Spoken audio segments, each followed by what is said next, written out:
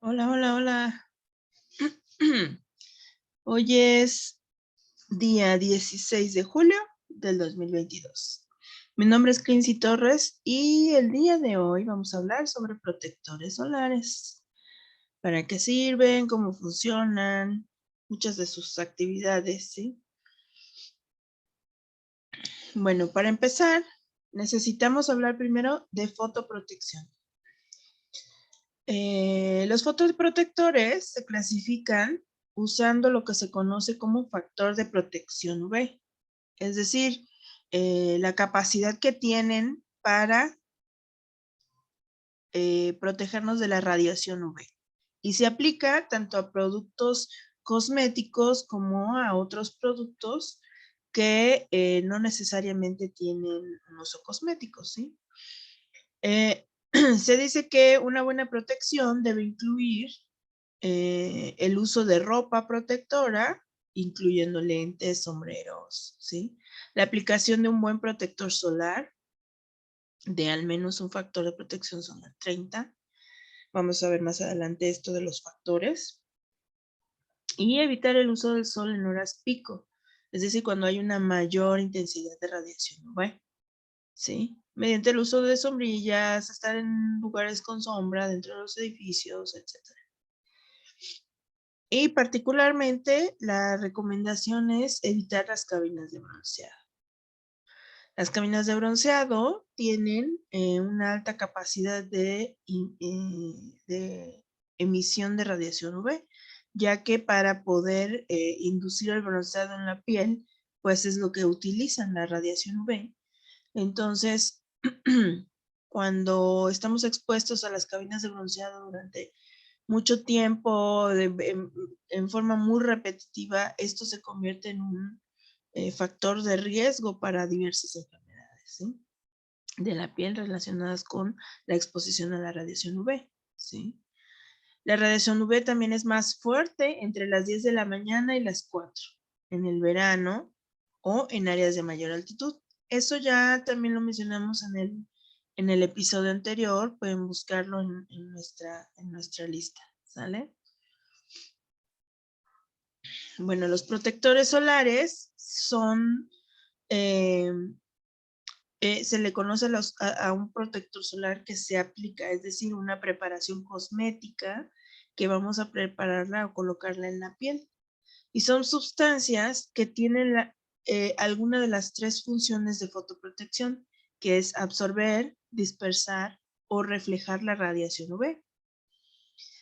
Entonces, el principal objetivo del protector solar es proteger la piel de la radiación UV para minimizar de forma efectiva el daño causado por la exposición solar.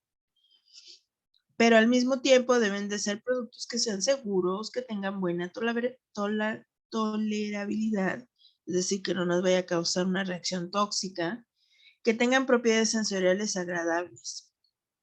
Pero además, que cumplan, es importante que sepan que deben de cumplir con la reglamentación de cada país.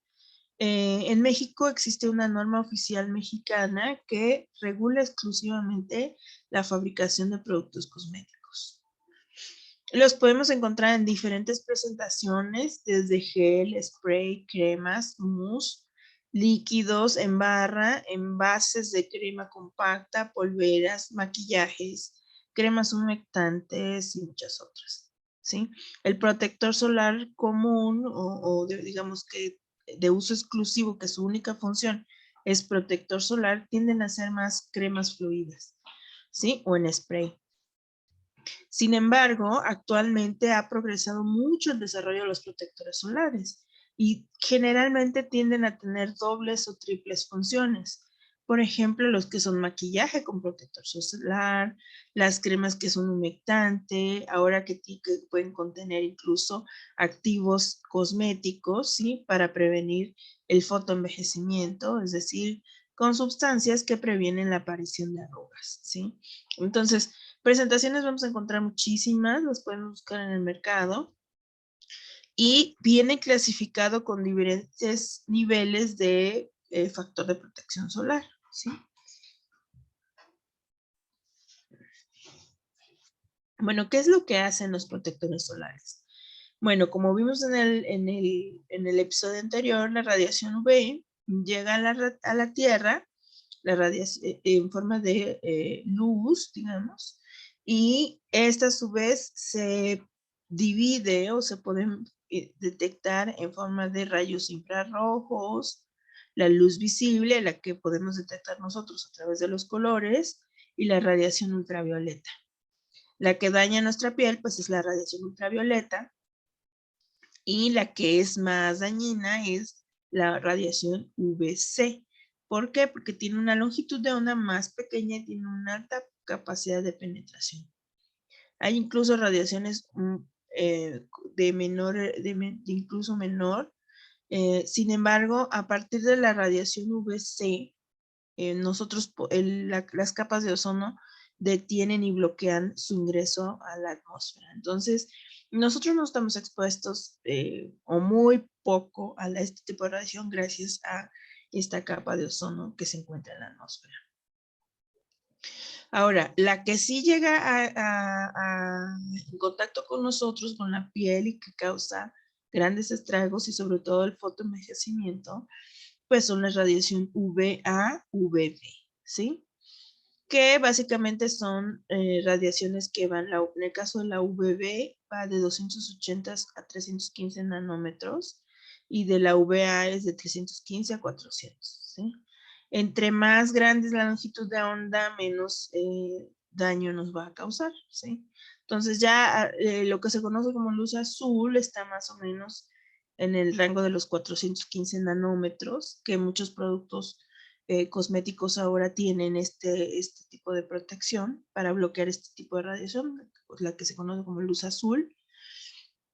Y obviamente ya pues la luz visible es mucho menos dañina.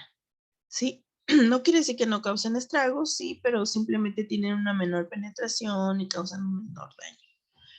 Entonces, nosotros por efecto de la radiación ultravioleta tenemos efectos agudos, como es el enrojecimiento o eritema, la quemadura solar y la fotoinmunosupresión.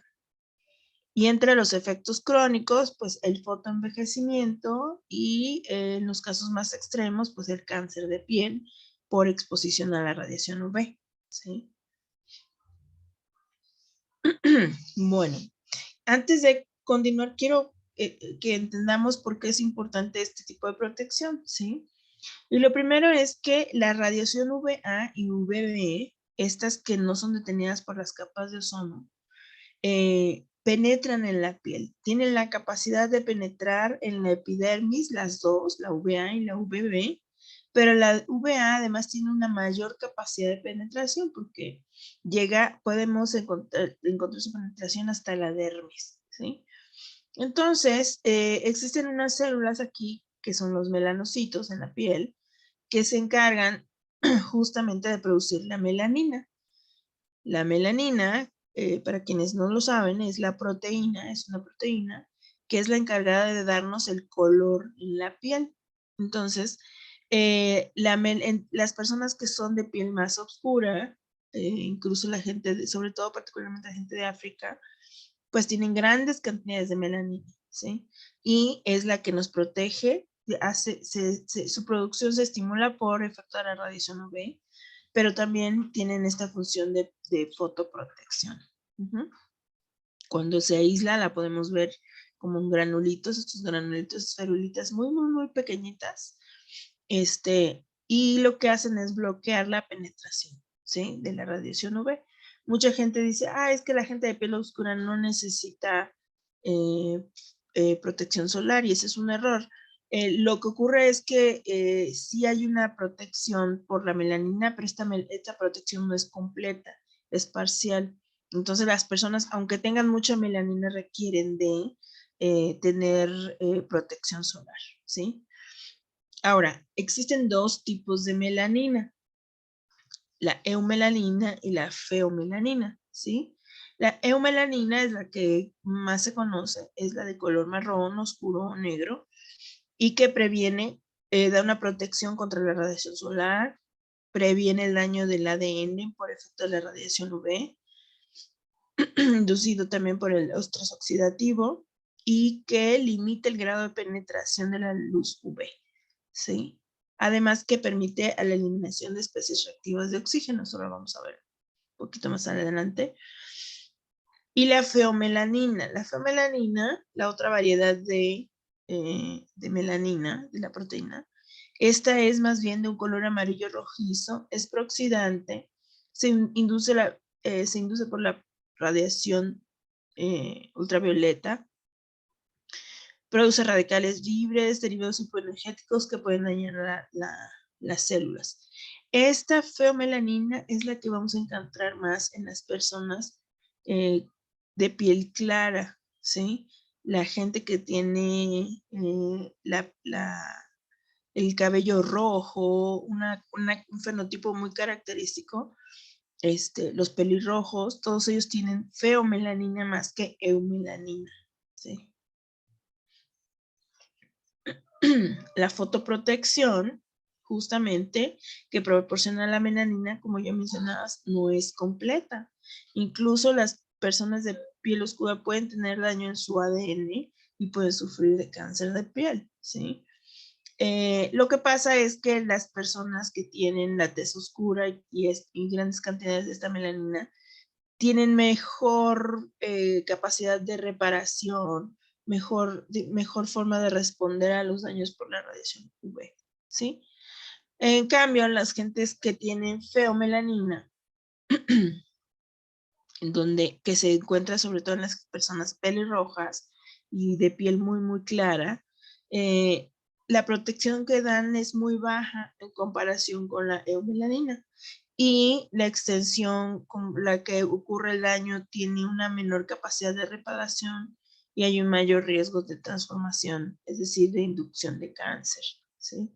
Nosotros vamos a encontrar entonces más feomelanina en las personas de pieles claras y con tendencia rojiza, o los pelirrojos, y la eumelanina más en las pieles oscuras, que generan una menor protección.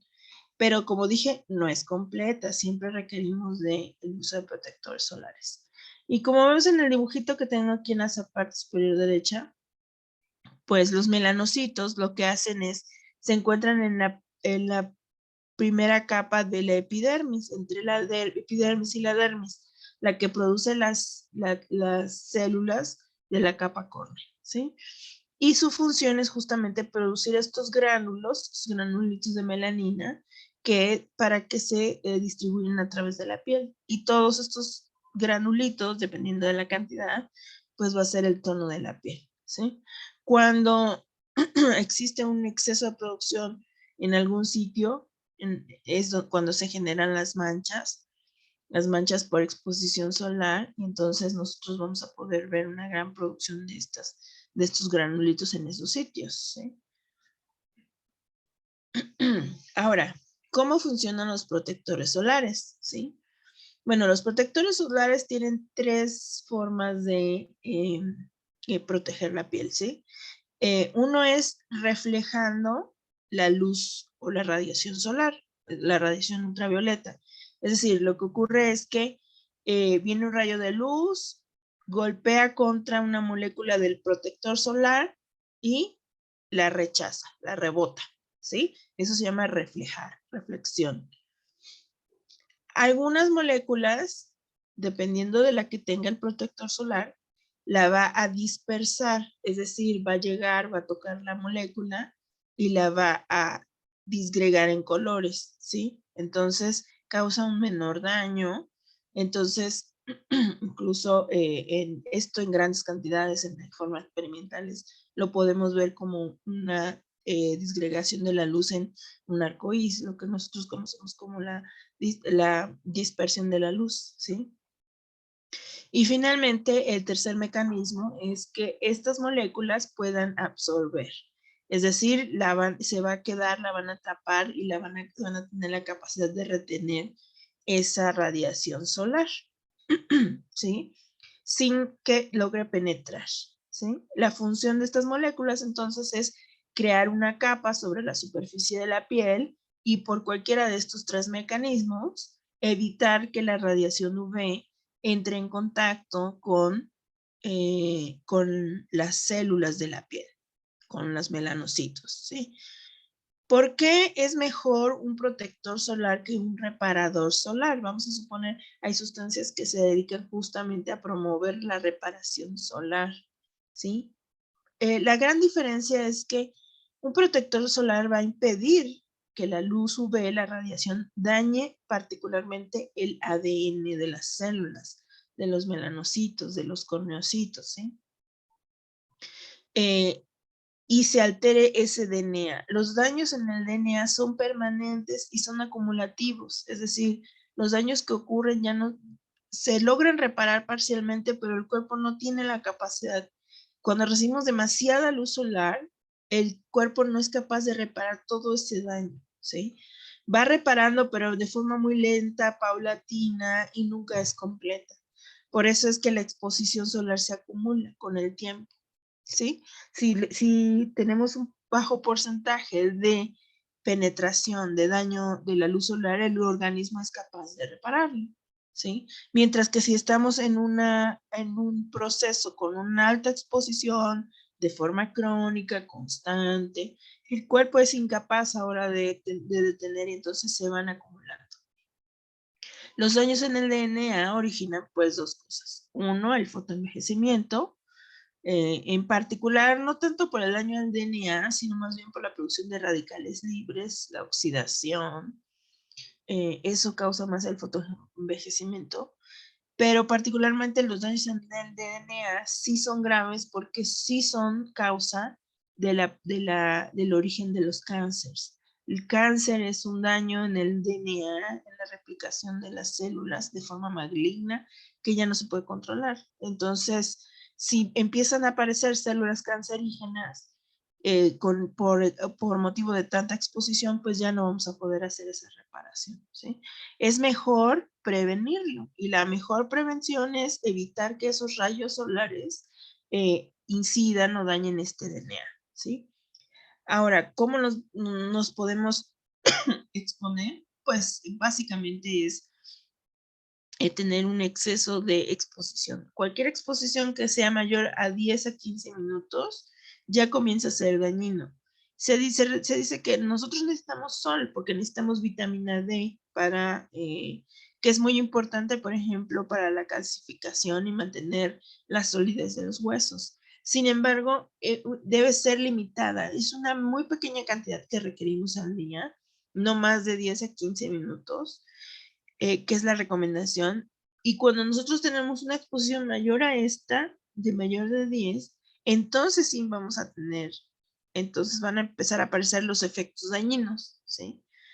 Ahora, hay algunos ambientes en los que facilitan la penetración de los rayos UV. Por ejemplo, si estamos en un área montañosa, en donde hay mucha nieve o arena seca, además de los rayos directos del sol, pues hay un efecto de reflexión, es decir, los rayos que chocan contra la nieve o contra la arena blanca también se van a reflejar hacia nosotros. Tenemos como un efecto de espejo, ¿no? En donde no tan solo tenemos los rayos solares, sino los que están rebotando del ambiente que normalmente son ambientes muy blancos, como la nieve, la arena, ¿sí? En cambio, cuando estamos en áreas boscosas, pues es más difícil, ¿sí? Entonces, por eso en zonas de montaña tenemos un mayor riesgo de quemarnos. No sé si han visto, por ejemplo, la gente que hace esquí, ¿no? Utilizan lentes solares justamente por eso, porque tienen una mayor exposición a los rayos UV, ¿sí?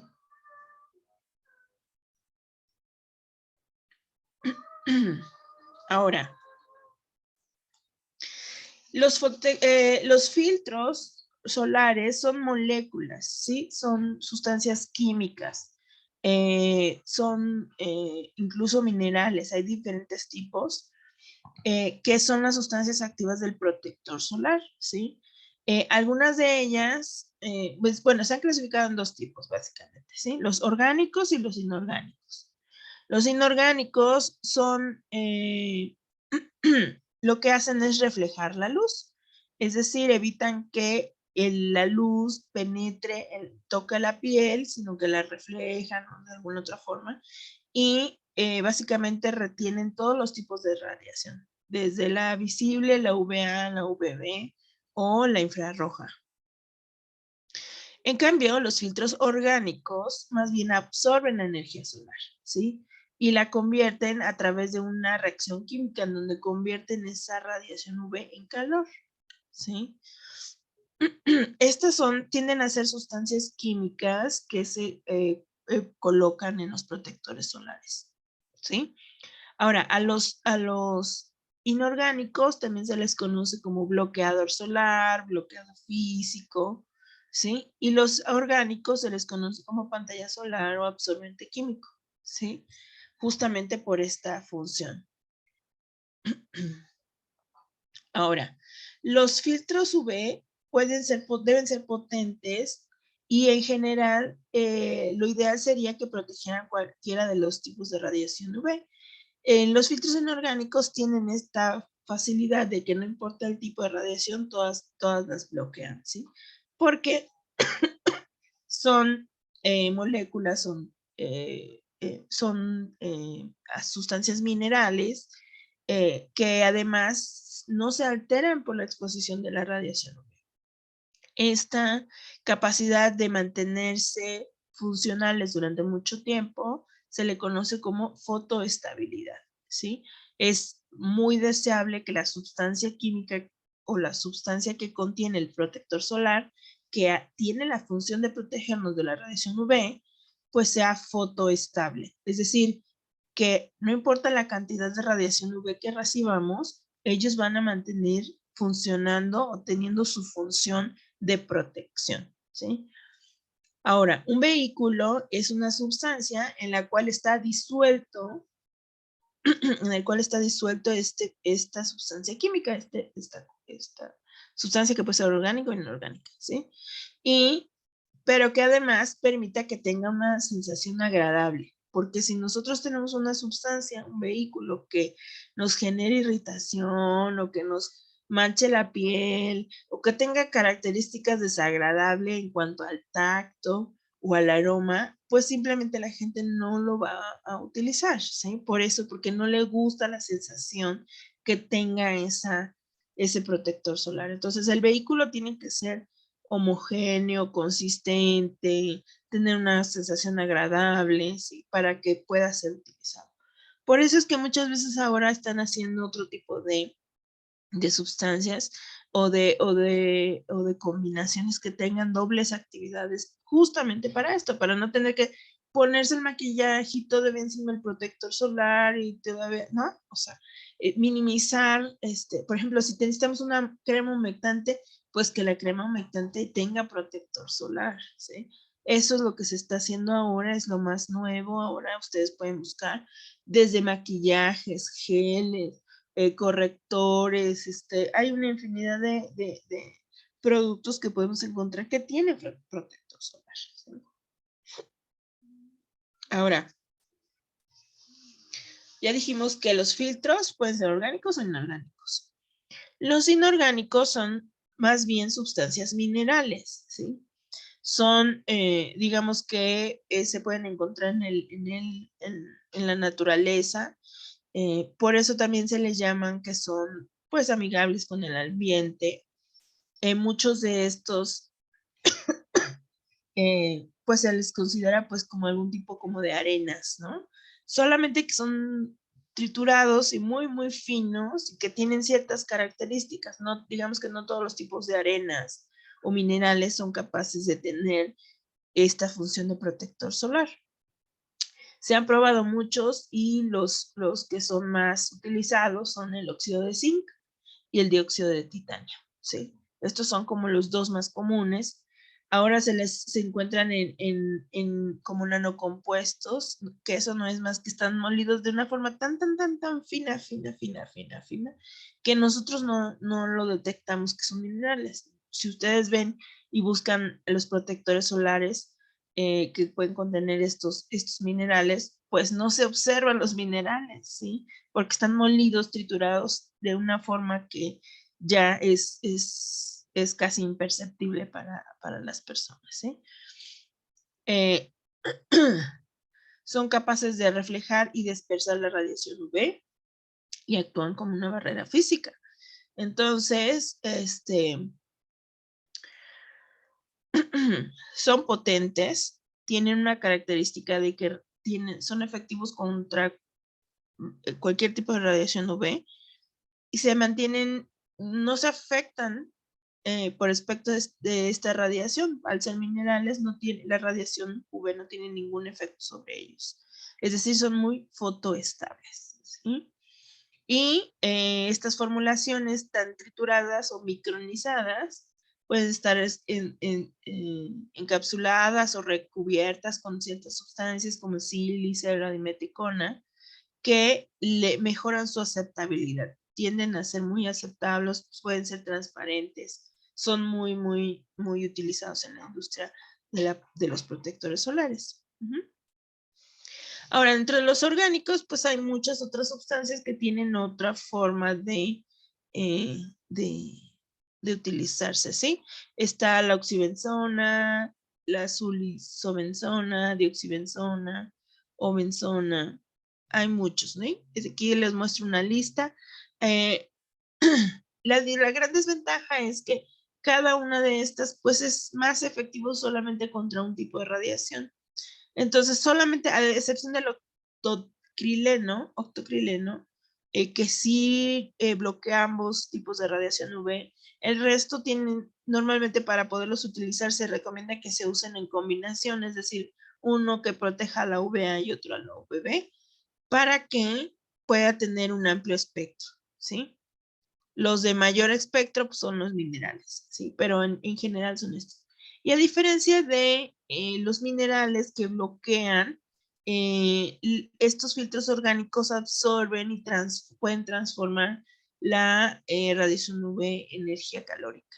Entonces, muchos de ellos tienden a degradarse con el tiempo y por eso y dependiendo de si te expones a mucha radiación solar, o a poca radiación solar, pues vas a tener que reaplicarlos justamente porque son menos fotoestables, son muchísimo más fotoestables, pues las sustancias, los filtros inorgánicos o minerales, ¿no?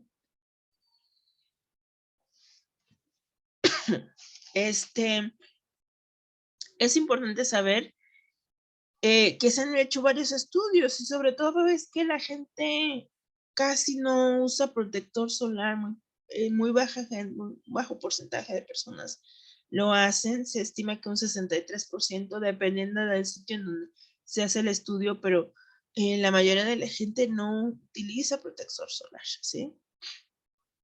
Es importante entonces promover el uso del protector solar por todos los beneficios que podemos tener, ¿no? Que es evitar el fotoenvejecimiento, evitar la aparición de cáncer, evitar pues las quemaduras solares, ¿sí?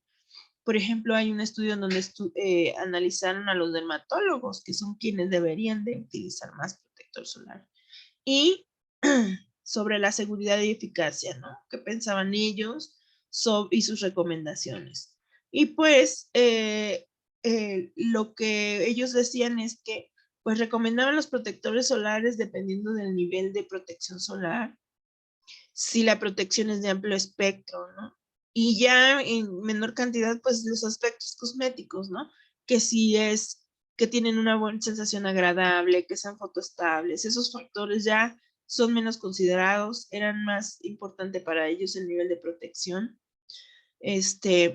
Y pues al preguntarle a ellos mismos si usaban protector solar, pues decían que pues sí, que no, que, o sea, aún sabiendo de los beneficios, pues muchos de ellos eran un tanto renuentes a usarlos, ¿no? Entonces, vamos, hay que empezar por nosotros mismos, nosotros a empezar a recomendar el uso del protector solar, ¿sí?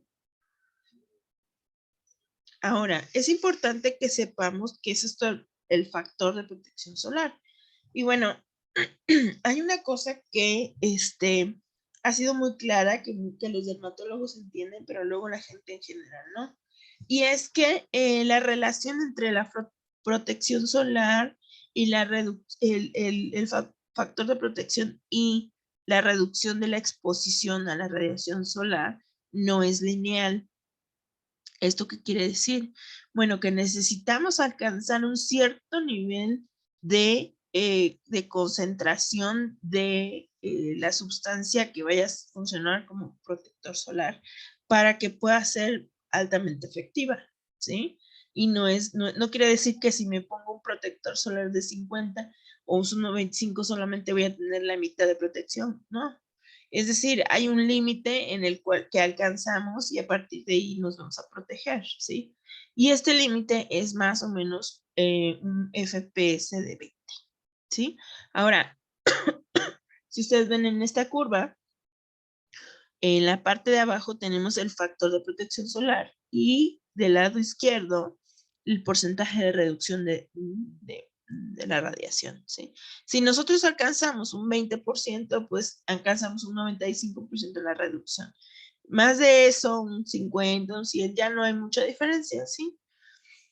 Sin embargo, es importante que sepamos también que no podemos usar ahora sí que el mínimo, ¿sí? ¿Por qué? Porque resulta que la forma en la que la aplicamos no siempre es correcta, ¿sí? Vamos a ver en la siguiente diapositiva, que es esta. Es que generalmente las personas no tendemos a aplicarlo de forma correcta, no alcanzamos la concentración requerida, ¿sí? Si nosotros usamos al menos un FPS, necesitamos saber qué cantidad necesitamos utilizar. Entonces, si nosotros usamos un protector solar como muy en el límite y además ponemos menos, entonces la protección real es menor, ¿sí? Y lo vemos en esta tabla, en donde vemos que lo que se requiere son 2 miligramos por centímetro cuadrado, ¿sí? ¿Cuál va a ser el factor de protección solar si tenemos 2 miligramos por centímetro cuadrado? Pues muy cercano al que indica la etiqueta, ¿sí? Si la etiqueta nos dice que tiene 30, pues más o menos tendremos una protección solar real de 30, ¿sí? Sin embargo, si nosotros aplicamos y ponemos una cantidad menor, vamos a suponer que ponemos solamente la mitad, 1 miligramo por centímetro cuadrado, al no ser esta relación lineal o directamente proporcional, entonces no vamos a tener un factor, a pesar de que nos pongamos un filtro de 30 más, la protección real va a ser solamente de 5, ¿sí? Una sexta parte, aunque usamos solamente la mitad. ¿Qué quiere decir? Que primero que esta protección pues no es lineal, ¿no? Ya habíamos dicho, no es lineal. Entonces, y si ponemos menos, si ponemos solo la mitad, no vamos a tener la mitad de protección, vamos a tener muchísimo menos, ¿sí? Justamente porque no es lineal. Entonces, para poder alcanzar la cantidad requerida de protección solar es bastante, o sea, hay que embarrarse. Otra forma es usar protectores solares de alta concentración. Si yo uso un protector solar de 50 y pongo un poco menos, pues voy por lo menos a superar ese nivel de protección, ¿sí? Es importante entonces, primero poner una cantidad suficiente. La cantidad suficiente es lo que recomiendan y podemos buscar, si quieren en otra plática lo vemos, es poner 2 líneas de protector solar sobre nuestros dedos. Es decir, es una cantidad importante de protector solar, ¿sí? Que nosotros requerimos para colocarlo en nuestra cara. Dependiendo del tamaño de nuestra cara, pues también vamos a requerir más o menos. Pero entre mayor sea el factor de protección solar, pues menores van a ser los efectos de que si no alcanzamos, si no pusimos suficiente o esto, ¿sí? Una capa muy delgada no es suficiente para tener su efecto. Para que tenga su efecto real, necesitamos poner una gran cantidad, ¿sí? Y normalmente, pues se debe poner con anticipación, ¿sí? ¿Por qué? Porque tiene que absorberse, tiene que tener un efecto de adherencia a la piel, todo esto, para que pueda funcionar de manera correcta el protector solar, ¿sí? Por ejemplo, se ha demostrado que en condiciones reales nos aplicamos mucho menos protector solar entre 0.5 y 1.3 miligramos por centímetro cuadrado, cuando en realidad necesitamos utilizar 2 miligramos por centímetro cuadrado, ¿sí? Entonces, en la práctica, dado que es considerablemente menor de lo esperado, más o menos entre un 20 y un 50% de lo que realmente requerimos. Es importante utilizar un factor de protección de 30 o mayor. Así, para tratar para tratar de amortiguar, digamos, el efecto de que no usamos tanto protector solar. ¿Sí? Entonces, es súper importante cómo aplicamos este protector solar. Y bueno, con eso vamos a terminar el día de hoy. Vamos a seguir hablando no solo de protector solar, sino de muchos cosméticos. Por favor, si tienen alguna recomendación, alguna información que quisieran saber más acerca de este tema y otros relacionados con los cosméticos, seguimos platicando. Suscríbanse a nuestras páginas, a nuestras redes sociales, en Instagram, Josderma, en YouTube, Josderman, donde están viendo esta presentación, en Facebook, y a mí personalmente me pueden encontrar en Twitter, ¿sale? Muchas gracias a todos y bueno, nos vemos en la próxima.